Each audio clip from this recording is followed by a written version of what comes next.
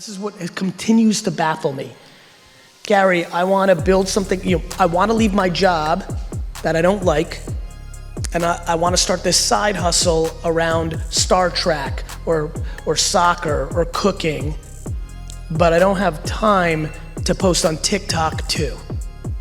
I just will never be able to figure that out.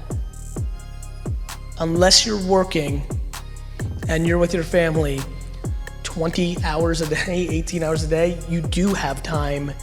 You're just not willing to sacrifice the time or the energy that's needed to actually have a life that is based on your own terms. A word I have not used historically that I'm starting to use is sacrifice. I'm fascinated by people's inability to sacrifice luxuries. Gary, I don't have money, but I buy $7 Starbucks. You don't need a $7 coffee, right? You don't need a $12 scrunchie. Like, you don't need an $80 hoodie. You don't need it. You're more than welcome to have it, but please don't come to me and cry that you don't have money for Facebook ads when you buy dumb shit. And so I think about that. I think about it a lot.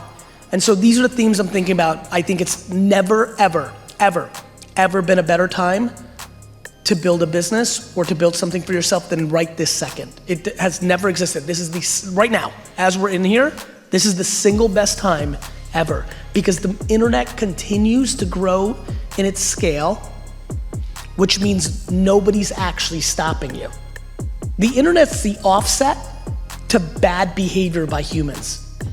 It is. There's no gatekeeper. There's nobody who's making a prejudiced decision, a sexist decision. Nobody's stopping you from signing an account on TikTok or LinkedIn or Facebook or YouTube and making. Nobody. It really is the great equalizer. I was having a conversation with somebody over the weekend at the football game, and they're like, man, it's crazy how many of these female rappers are popping. Meg Thee Stallion, Cardi, like everyone, like a lot of them are winning. Sweetie. I'm like, it's not confusing. The industry only allowed one woman to be on top 15 years ago when they had control. Now the internet has control. There's no confusion. This was always the way it should have been. And so, but, and I think we can all agree, but politically there's this understanding of suppression and things of that nature. People are confused. The internet isn't playing within the ecosystem that we live. They're not. And so to me, that's inspirational.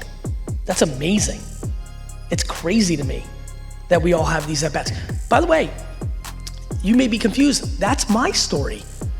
The way I present myself, the way I roll, the education I had, the way I curse, the ideas I have, the establishment never believed in them. No internet, no me. Wall Street Journal wasn't gonna be writing about me. And so I think that if you leave with anything tonight, that the second you actually truly start realizing that if you don't have the success you want, that's you. The second you actually genuinely stop blaming anything, and the second you start taking on 100 accountability, is the second you start getting happy. For real. What I'm really excited about, especially with such a young crowd, is thinking about the young entrepreneurs in here who I want to talk to.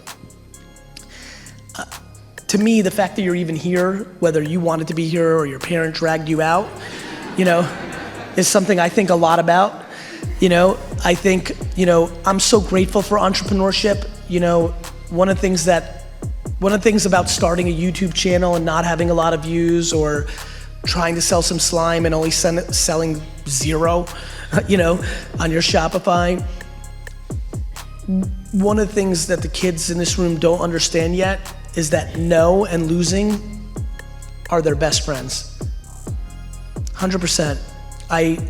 Unfortunately, and this is just the truth, kids in this room, you're growing up in a time where grown-ups want to stop you from feeling losses and pain more than ever, because truthfully, we've now lived through 70 years of prosperity, and our parents can actually spend time worrying about that stuff instead of putting food on the table.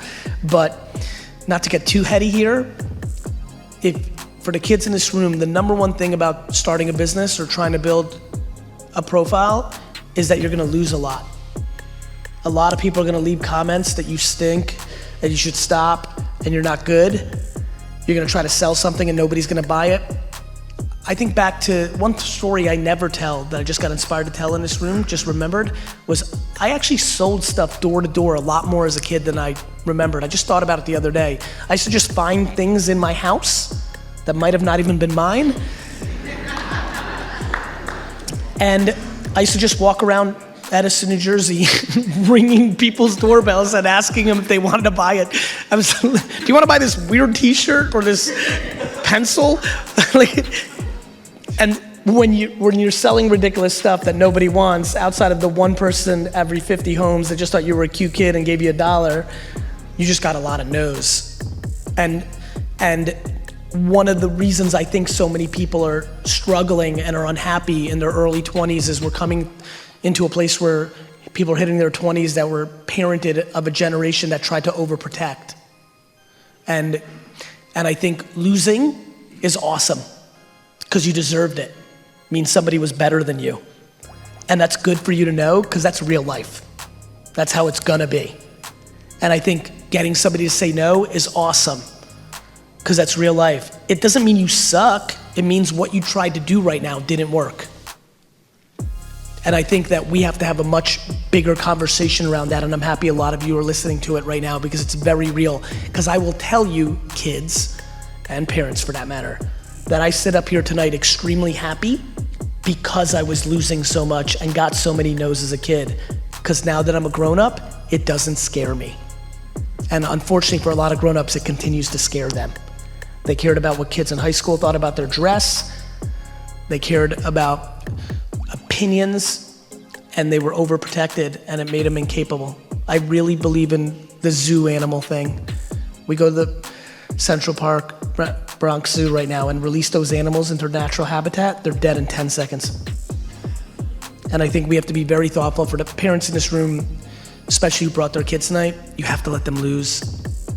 No fake environments are destroying their actual confidence. It's true.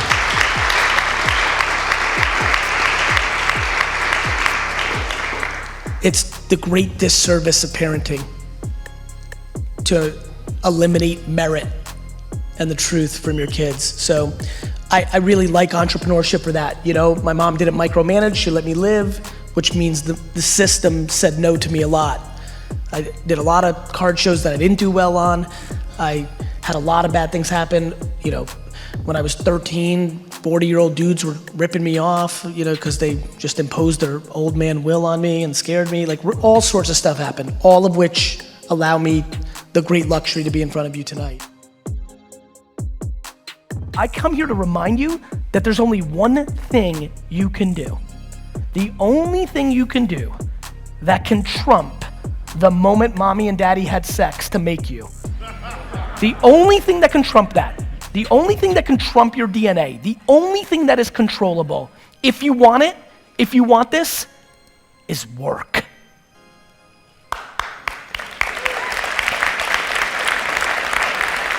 It is.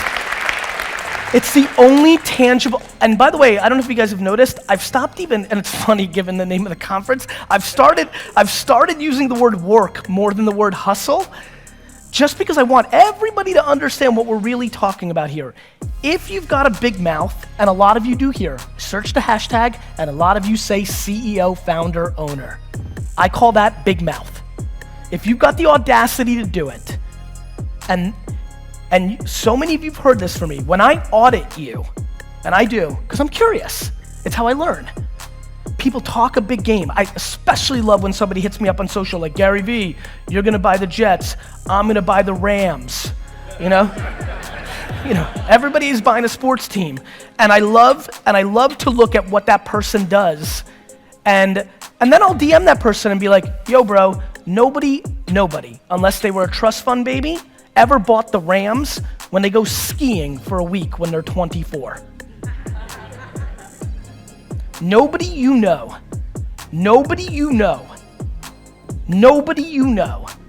has become successful outside of it being given to them from their family. Nobody you know has actually created success without working their face off. It doesn't exist. So you can sit and talk about luck, and you can sit and talk about this, that, or the other thing, but I promise you, the only controllable thing you have is your work ethic.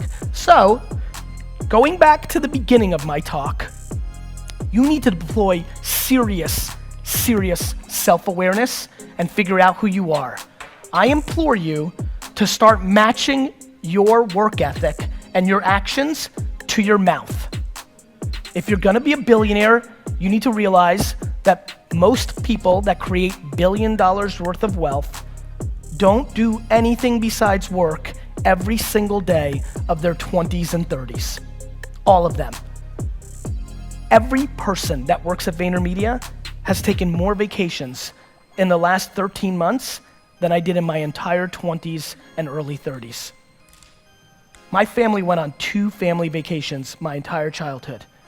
I was married to my wife for 5 years before we had a family. We took 2 vacations.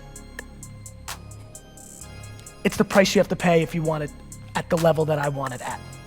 And by the way, I advise nobody to want it at that level. I'm being dead serious. This is a very true statement that I think most of you will not believe, but I'm telling you it's the goddamn truth. If there was a drug that could take some ambition out, I would take it. It is so extreme. It is all in. The reason I started Garyvee was to remind you that I'm outworking you. That when you talk and you're trying to figure it out, when you're trying to say you're gonna be like me, I want you to see it. I want you to see every other day 5 a.m. I want you to see every day midnight. All of them, every day, always, forever. We do not live in an accountable world right now. Everything is somebody else's fault, and we need to recorrect that, because when you think somebody else controls shit, you're unhappy. Right. I'm happy because I don't think Instagram owns me. I think I own Instagram. Damn right. The second you think Instagram owns you, you're like, fuck, the machine, the fucking, you know, the government, the people get fucking on tilt. My parents, like people shit on their parents in my DM. I reply simply, are you taking money from them? Yeah, but. I'm like, no, yeah, but. Do not shit on your parents if you're on their fucking payroll. Yeah. If you're 26 and your parents pay for your Uber, you can't say shit about them. Shut the fuck up. I love it. My parents are making me do, I'm like, move the fuck out of your home, but how do I live? I'm like, live shitty. Yeah. Either live cozy on your parents' rules, because they pay for that shit, or live shitty with your 3 homies and not in Hoboken, in Harrison, in a shittier apartment, because that's what you can afford. People are like, no, but Garyvee, like, people got mad at me yesterday because I said some shit like, as long as your parents are paying, you're not a man. Oh, people got hurt. He's like, oh, fuck. My parents pay for my Equinox. Equinox membership. You know, like people are out here trying to like act like they're somebody. They're like a fucking startup CEO on Instagram, but their mommy's paying for their fucking Uber or their fucking apartment, and they're mad when their parents are like, yo, maybe you should give up on your startup and maybe go to law school. And they're like, fuck you, mom. You don't trust my dreams. Motherfucker, you got dreams? Pay for your own fucking dreams. Yeah. And if your parents are paying for your life, follow what the fuck they want. You better go to fucking school. Wow. No doubt.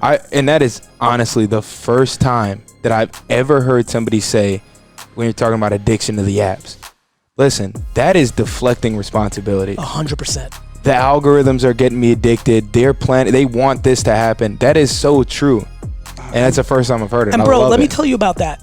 Everybody wants to blame them. Let me open up your Explore right now on your Instagram. If you got booty girls there, that's what you want to see.